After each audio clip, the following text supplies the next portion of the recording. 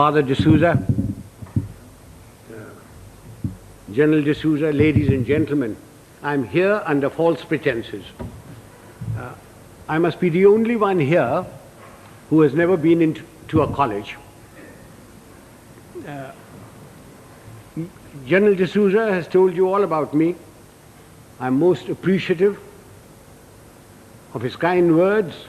My only regret is that my wife wasn't here to hear them. She would have treated me with greater respect. And when I say I'm uneducated, I really mean it. I must be the only member of my family who isn't a graduate. I managed to do my inter-science. I got a 3rd division, mushkil se. Anyway, it's nice being in this hall with all the academics and all the educated people. And I take this opportunity of inaugurating your Silver Jubilee series on leadership. I don't know what one does for inauguration, but may I say that I have inaugurated the thing.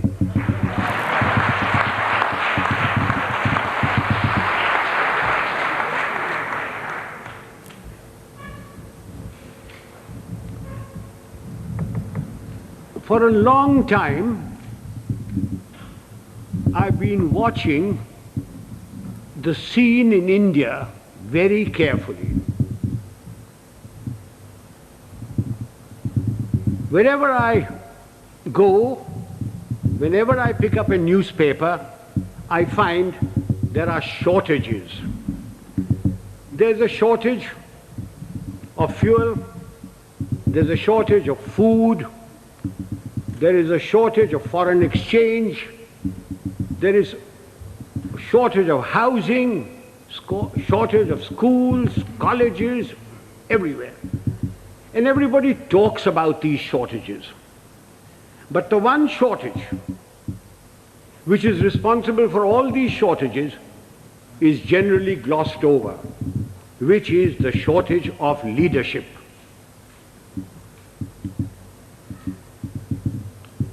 Father, don't misunderstand me, and gentlemen of the press, please don't misquote me, which you are always capable of doing and which you continue doing. When I talk of shortage of leadership, I do not mean just political leadership. I mean leadership in every walk of life. Whether it's political, administrative, in educational institutions, in our sports organizations, in our industry, amongst labor, amongst the law and order contingents, there is a shortage of leadership. I do not know whether leaders are born or leaders are made. There is a school of thought which says leaders are born.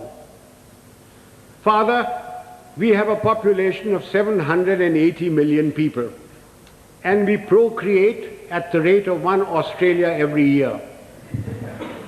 And yet, there is a shortage of leadership.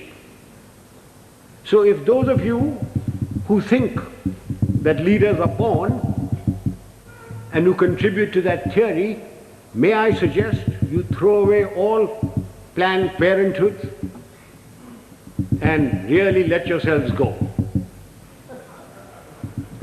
If leaders are not born, can leaders be made? It is my view that give me a man with reasonable common sense and decency, you can make a leader out of him. What are the attributes of leadership? There are many attributes. The cardinal attribute for leadership is professional knowledge and professional competence. Now you will agree with me that you cannot be born with professional knowledge. Even if you are the child of a minister, the son of a member of parliament or the progeny of a field marshal. Professional knowledge has to be acquired the hard way. It is a constant study. Professors, engineers, architects, lawyers, solicitors, doctors, they all study their professions continuously. They all contribute to magazines, to newsprints, to all sorts of things. But we in India, as soon as we reach positions of power, whether it's ministerial, secretarial, armed forces, or anywhere else, we think we are the repository of all knowledge. Professional knowledge has to be acquired the hard way. And without professional knowledge, you can never have professional competence. And if you haven't got professional competence, you cannot be a leader. I wonder, those civilian gentlemen who have been charged with the security of this country, whether they have ever read a book on the military profession. I wonder if they know the difference between a gun or a howitzer. I remember a minister one day coming to me. I'd left being the army chief then, and said, and I will talk to you in his own language, "Zara batao, ye howitzer kya cheez hoti hai?" And I said, "What are you talking about, howitzer?" Then I discovered that he meant a howitzer. And I said, "Well, why are you asking me? Why don't you ask the army chief and others?" He said, "Kaise पूछे उनसे? मैं minister हूँ, तेरे से तो पूछ लेता हूँ, तू जानता है कि मैं बेवकूफ हूँ." I wonder if they can distinguish a mortar from a mortar,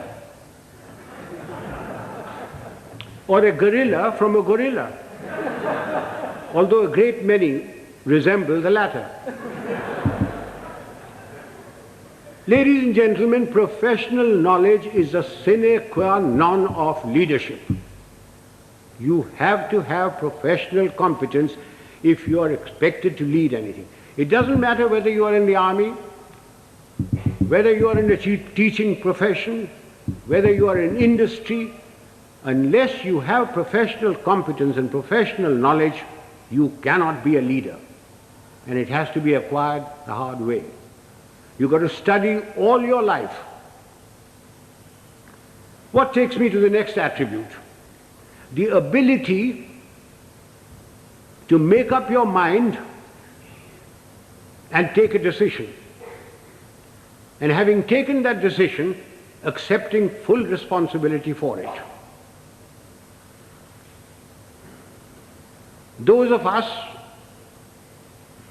who have suffered at the hands of superiors who cannot take a decision know what it's like.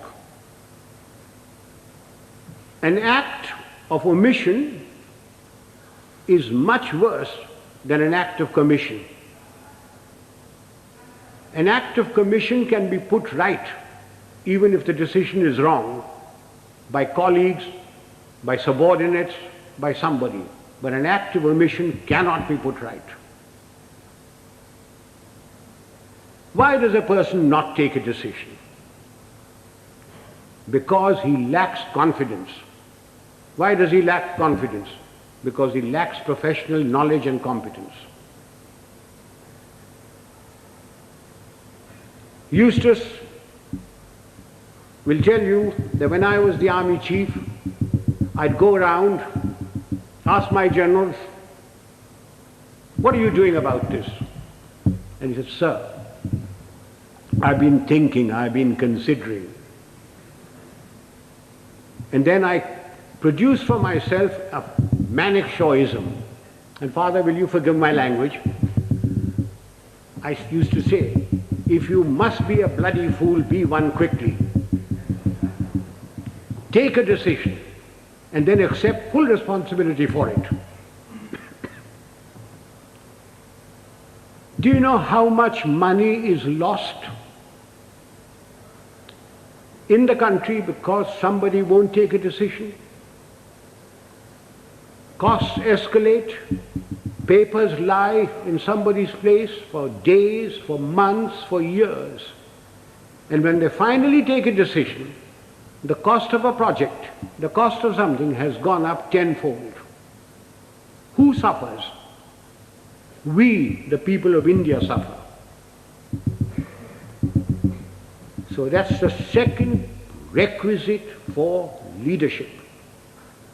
The ability to make up one's mind, take a decision, and then stand by it. Don't pass the buck on to your subordinate. It's your decision. What comes next? Absolute justice and impartiality. Those of us who have dealt with masses of men, and I've dealt with over 1 million men in my time, know the value of this. Absolute justice and impartiality. No man likes being punished, and yet men will accept punishment if they know that everybody who commits that sort of a crime gets the same sort of punishment. They will take it stoically. They may not like it, they may not like you, but they will respect you. No man likes being superseded, and yet people will accept supersession if they know that it's been done fairly and they've been superseded by somebody who is better than them. But not because he happens to be a minister's son or related to Father D'Souza or the Field Marshal's wife's current boyfriend. Men will accept supersession. They may not like it, but they will do it. Now, ladies and gentlemen, this is very, very important in our country. We have tremendous pressures. We have large families. We have fathers, mothers, uncles, aunts, nephews, nieces, their fathers, mothers, etc. We have pressures from them. We have pressures from members of parliament. We have pressures from all sorts of people. And we lack the courage to withstand that pressure. This is very important for us in India. And that takes me to the next attribute: moral and physical courage. I do not know which is more important, moral courage or physical courage. Were I talking to a lot of soldiers, I would lay emphasis on physical courage. But since I'm only talking to a handful of soldiers, and mostly civilians, I will lay emphasis on moral courage. What is moral courage? Moral courage is the ability to distinguish right from wrong. And having distinguished that, you must have the courage to stand up and say your piece, irrespective of what your superior thinks, irrespective of your colleagues, irrespective of your subordinates. You must have the courage to say so. A yes man is a horrible man. He must be shunned. He is a disgrace. He may rise very high. He may become a minister. He may become a field marshal, but he will never, never become a leader. He will be used by his superiors. He will be disliked by his colleagues, and his subordinates have no respect for them. Moral courage is essential. Now, since you wanted to know some examples of moral courage from my past. I will give you a little story. In 1970, when General Yahya Khan put all the pressure on East Pakistan as it was then, and refugees started coming to India, there was a cabinet meeting. I remember the date very well, 28th of April. I was summoned. I had a very strong Prime Minister and Mrs. Gandhi, who ranted and raved at me, said, "What are you doing about it? I've got so many refugees. The Chief Minister of Bengal has just sent me a telegram. The Chief Minister of Tripura has done this. The Chief Minister of Assam is writing that there are more Bengalis there than their own population. What are you doing about it?" And I said, "Nothing. Got nothing to do with me." And she said, "I want you to go in and take action." And I said, "Do you know what that means, Prime Minister?" And she said, "No." I said, "It means war." And she said, "I don't mind if there's war." So I said, "May I please quote from the Bible, the first book, the first chapter, the first verse? God said, 'Let there be light,' and there was light. And you say, 'Let there be war,' there be war. Are you ready?" I'm not ready. I'm not prepared. It is not the right time to go in. The monsoon will break very shortly, and the whole of East Pakistan will be a swamp. I will not be able to operate. The Air Force will not be able to operate. April is a month when we glean the harvest. And the Agriculture Minister was Mr. Fakhruddin Ali Ahmed. And I said, "I will require every railway wagon, I will require every train, I will require all the road space to move my troops. And you will not be able to move your harvest. And then if there is a famine, don't blame me." And I said, the passes in the Himalayas start opening now, the snow melts. And then if the Chinese give us an ultimatum, I will have to fight on two fronts. And then the External Affairs Minister, a Khalsa, Sardar Swaran Singh, said, "Do you think China will give ultimatum?" And I said, "You are the foreign minister, you tell me." And then my own minister, Jagjeevan Ram, who couldn't call me Sam, who used to call me Sham.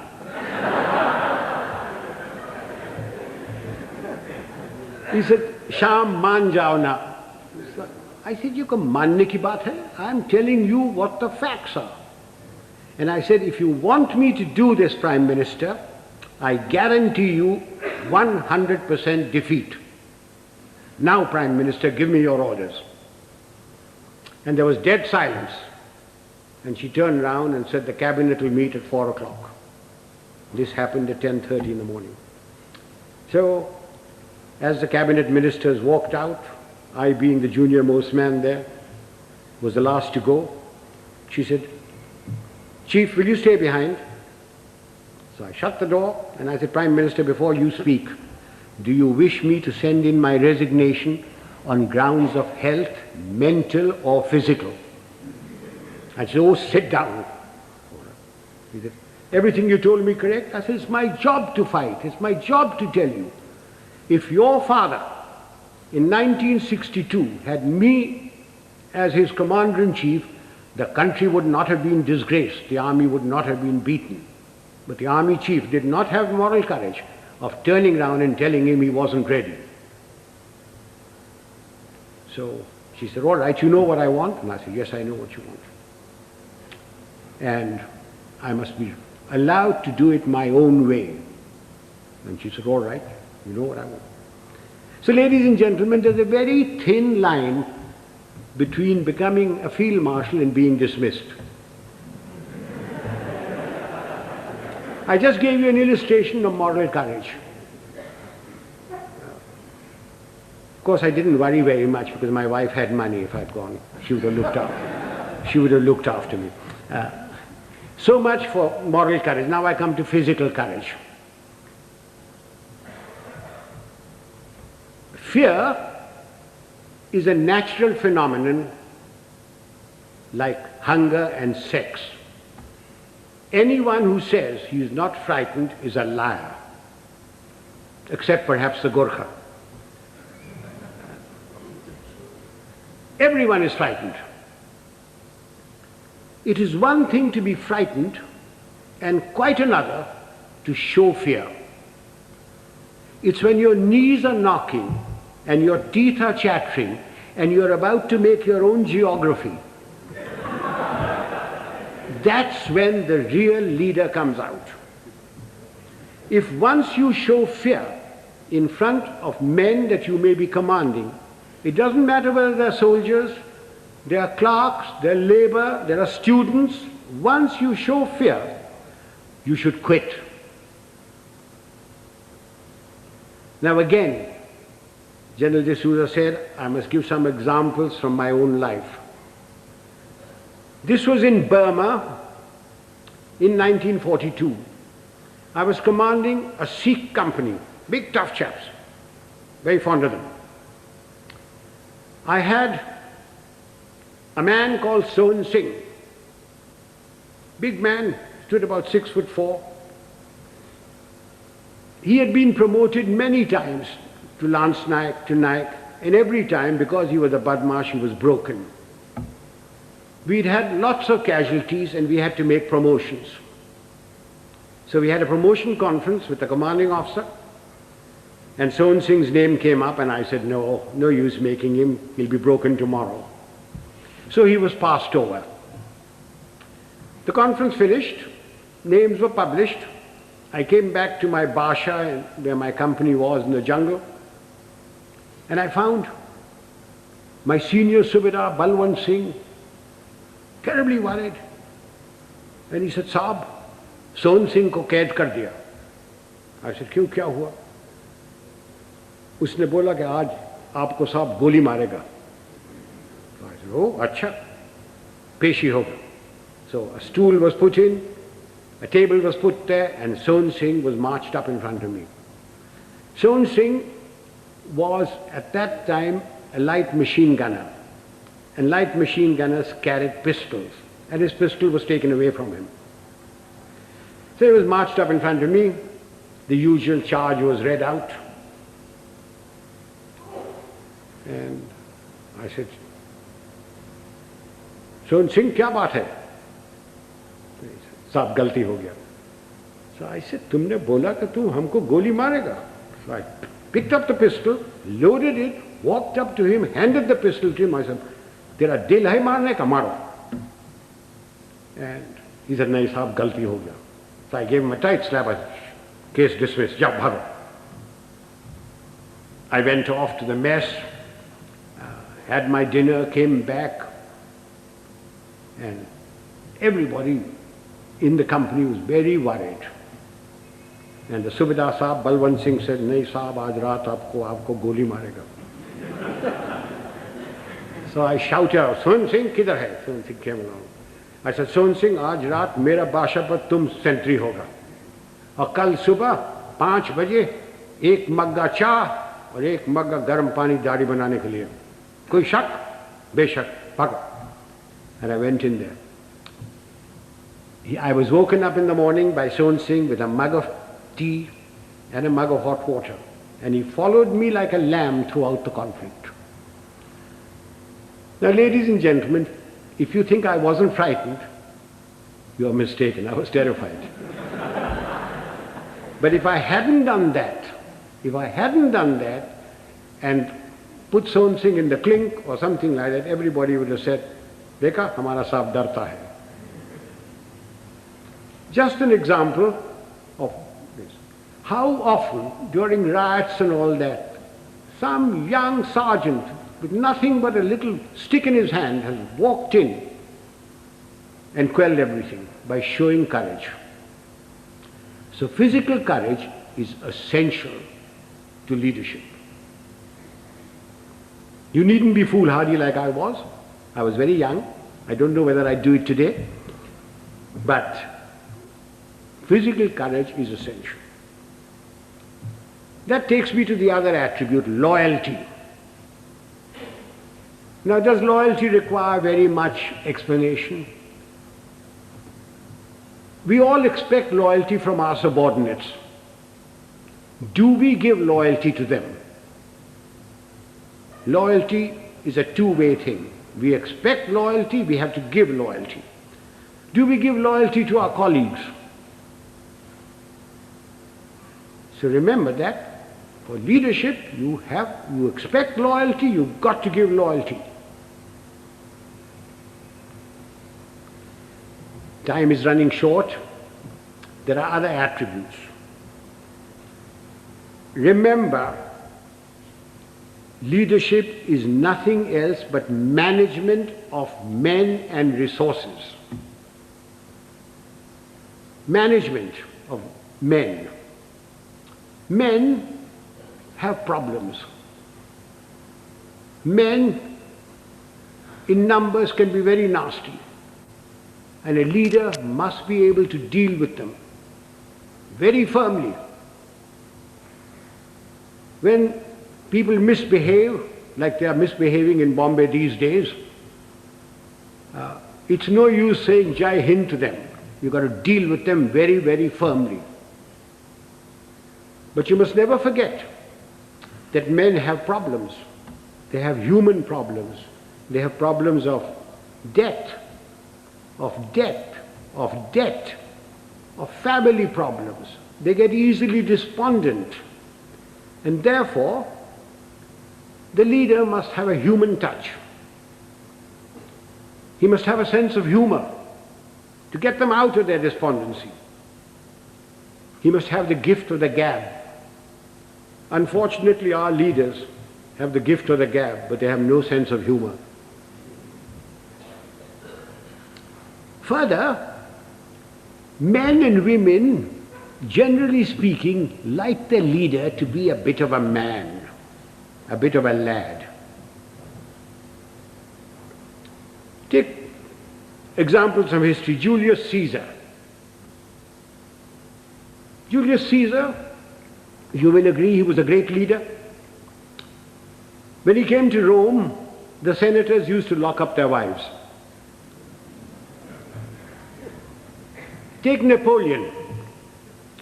He had his Josephine and Marie Antoinette and Georgette and Paulette and any number of things. And you will agree he was a great leader.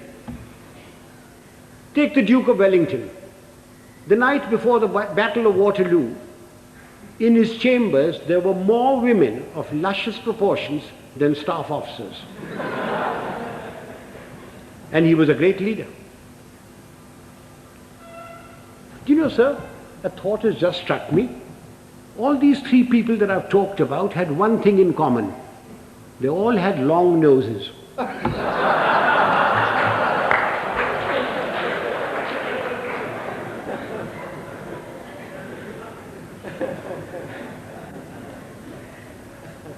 If my time is not up, can I crave your indulgence and talk for another 10 minutes? Ladies and gentlemen, no amount of leadership will put things right. There are two other aspects that we Indians must know and we lack badly. One is discipline and the second is character. What is discipline? Discipline is a code of conduct for decent living in society one with the other. Who lays down this code of conduct? Not the Prime Minister, not Parliament. Of course it's laid down in the Army Act. But I'm not trying to impose the Army Act on you. This code of conduct has come to us from father to son, from mother to daughter, from times immemorial. It's in the Bible, it's in the Gita, it's in the words of Nanak, in the sayings of Muhammad and Buddha. It's all come down. It's been refined as cultures have changed. Again, let me illustrate this by example.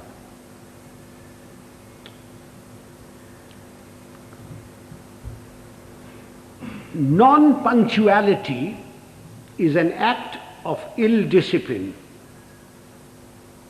which is injurious to the state, injurious to its people.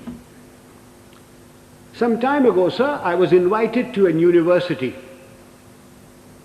as also my wife, unlike today.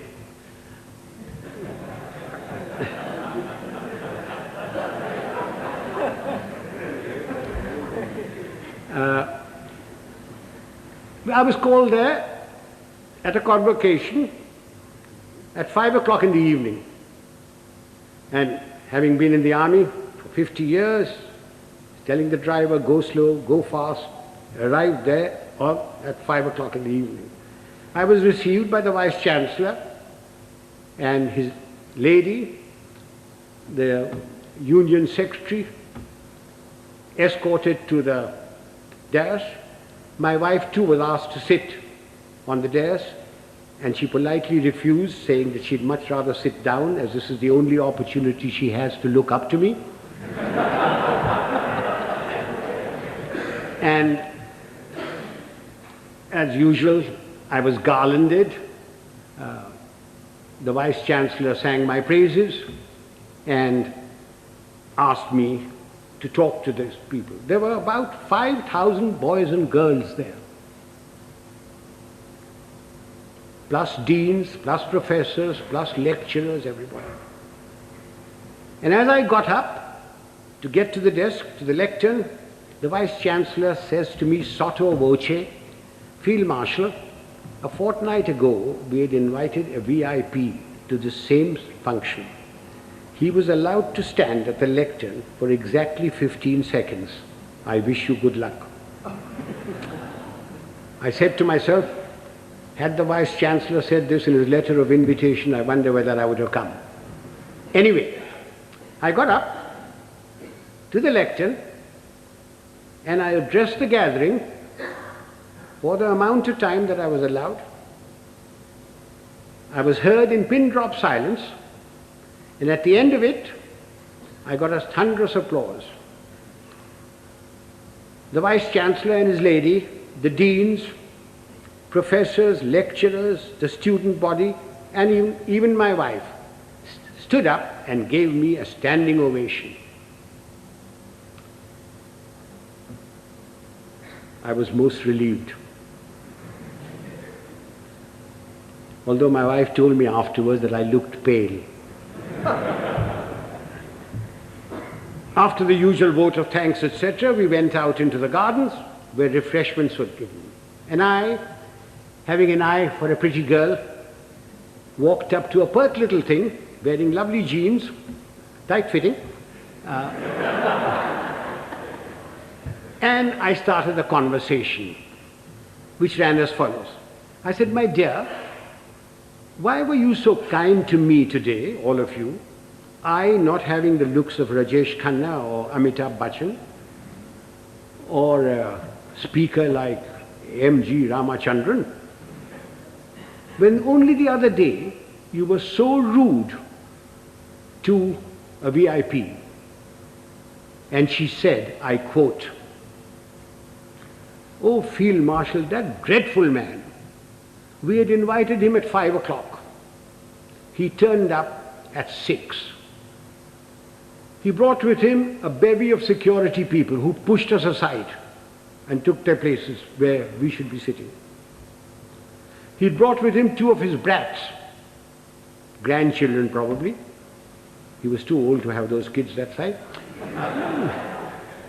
But you never know.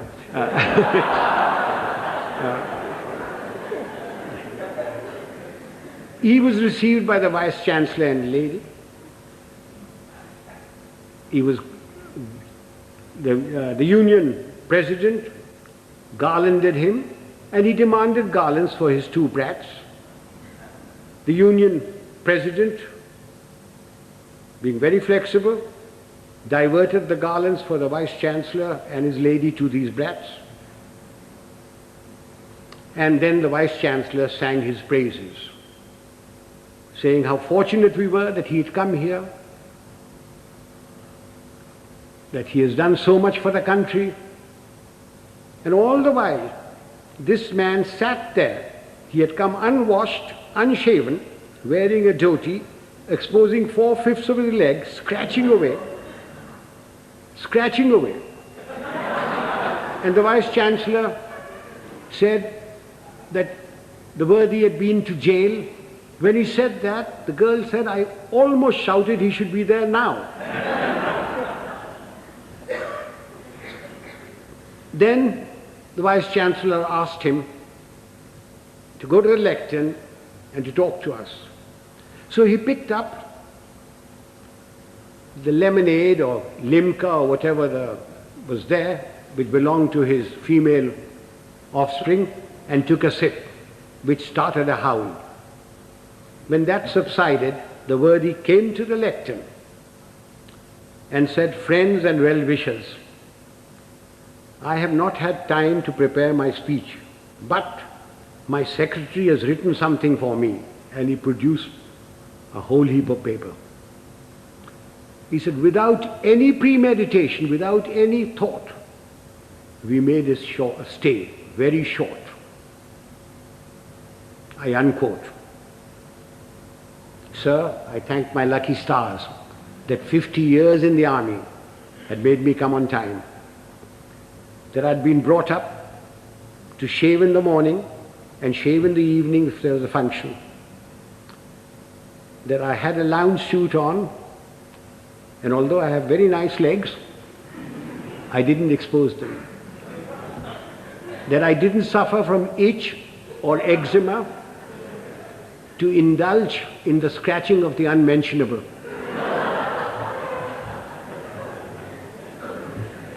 Now do you see what I mean by ill discipline?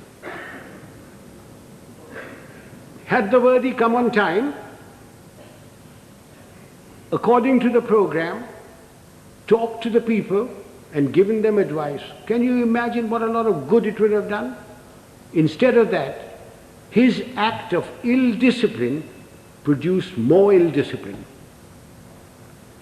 Now this is not a matter to be laughed at and forgotten. We people in India are terribly ill disciplined. We think because we've got freedom that we can do what we like. I do not stop you from criticizing, to standing up for your rights. I think it's your duty to do it. But what I abhor are the acts that we've gone into because we've got freedom. Why do we have to spit pan all over? Why do we have to write on doors and things? Why do we have to keep staircases dirty and filthy? Why do we have to throw garbage in somebody else's compound? These are all acts of ill discipline. It is because of these acts of ill discipline that you have corruption, you have smuggling, you have all sorts of things. Even animals in Tanzania are better disciplined. I went there 4 years ago and I saw lions, lionesses, zebras, etc. They were all so disciplined. If the lion wanted to do his stuff, he went behind cover. He didn't spit. I came back from Tanzania. I arrived at Bombay airport. I cleared my baggage, and as I was walking out, there was a big, fat slob of a man who squirted damn pan on my trousers. And when I gave him a tight kick, he was most indignant. He didn't think he'd done any wrong. Why? Why do we tolerate it? So much for discipline. Sir, everybody's been extremely well disciplined so far. Will you give me your indulgence for just another few minutes? I said character. By character, I don't mean the sort of thing which the father will preach to you. Of course you must be honest. Of course you must be truthful. Of course you mustn't covet thy neighbor's wife. Not when father is listening. Of course you mustn't. All that is part of character. But I mean something bigger. It's knowing yourself, knowing what you really are. Unfortunately, we lack that sort of character. And what little we have is denuded by our fans, by the sycophants around us, by the hangers-on. Again, let me illustrate this by an example. Some years ago, Hollywood produced a picture of the great violinist and composer Paganini. And they got a very handsome actor, tall, good actor, who had some knowledge of the violin, to take the part of Paganini. And he was drilled to perfection, so that when that little cadenza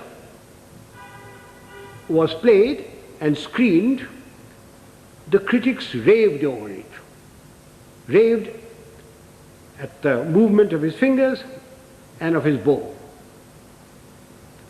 And this man's fans, sycophants, hangers-on, went on telling him that he was greater than Menuhin, greater than Heifetz, greater than Chrysler. And the man started believing it. And it took 8 months in a psychiatric home to rid him of this delusion. Do you know, sir, after the 1971 conflict, my fans, my hangers-on, the sycophants around me kept telling me, "Sir, you are the greatest general the century has produced. You are better than Rommel. You are better than Guderian. Auchinleck was nothing." And just as I was beginning to believe it, the Prime Minister created me Field Marshal and sent me off to the Nilgiris. And a hard-headed, no-nonsense wife deprived one more inmate of a psychiatric home. I thank you, sir.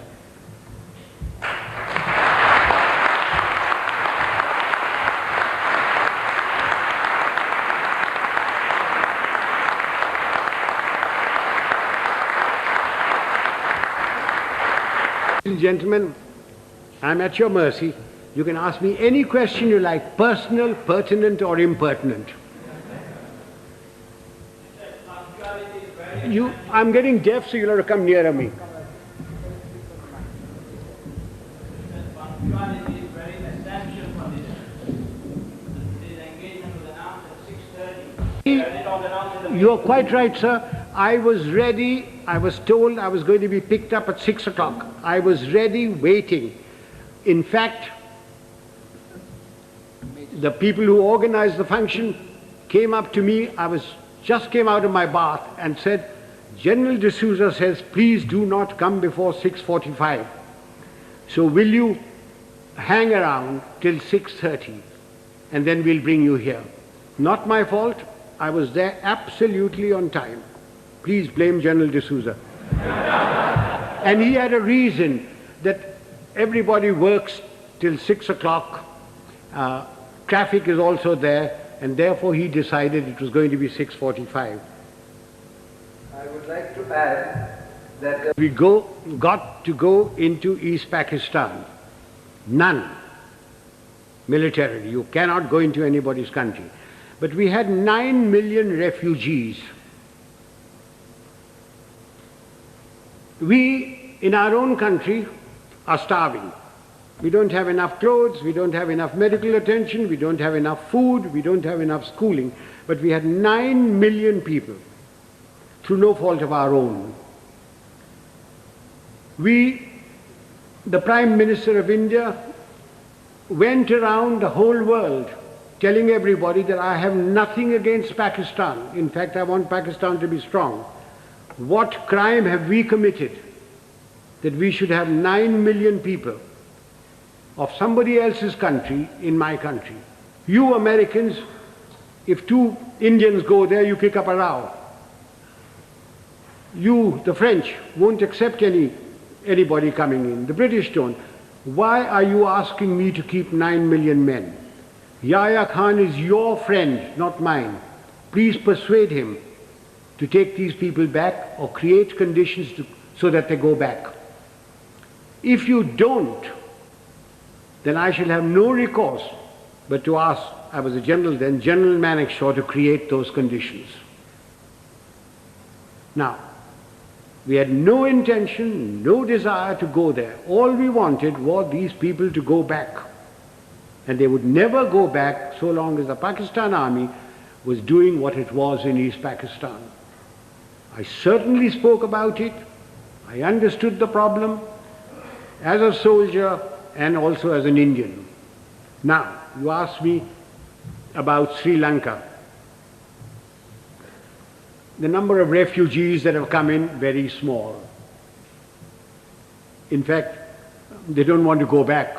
They're being pushed back.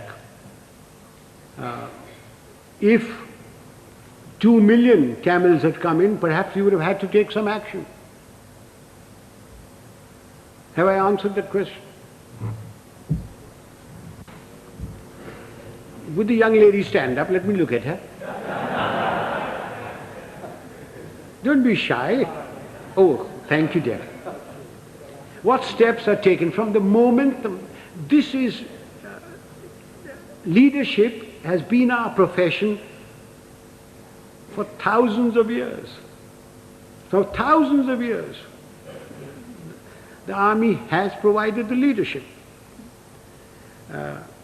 From the moment the man joins, he comes into an environment of discipline and somebody who is his leader there, and he learns. We don't have courses for leadership. It is by example.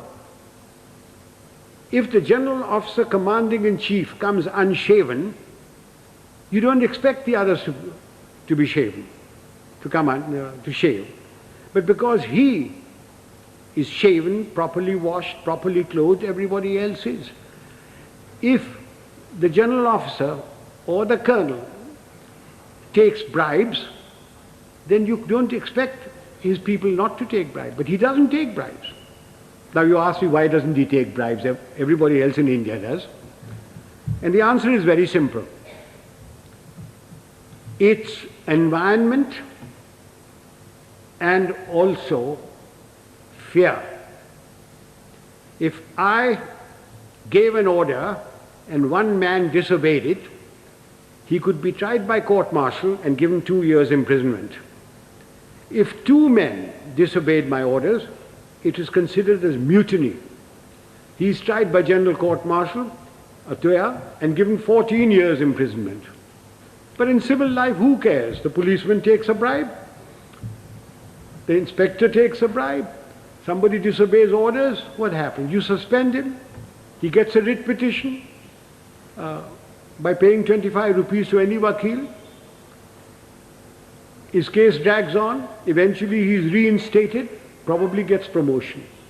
But in the case of the army, there's an environment from the moment he joins plus fear. There is great fear.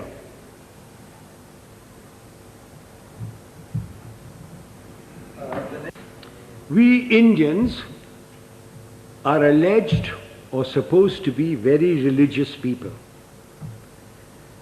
If you read your own religious book, whether it be the Bible or the Gita or the Granth Sahib or the Quran, you automatically have discipline, self-discipline. From your childhood, if your parents are doing their duty, you get discipline into you. If you have any pride in yourself, you have discipline in you. So, talking of self-discipline, there it is. The Roman Catholic Church has done a great deal,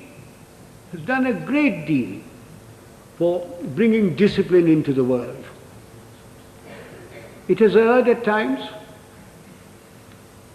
but it has done a great deal for bringing self-discipline. One of the things is the confession.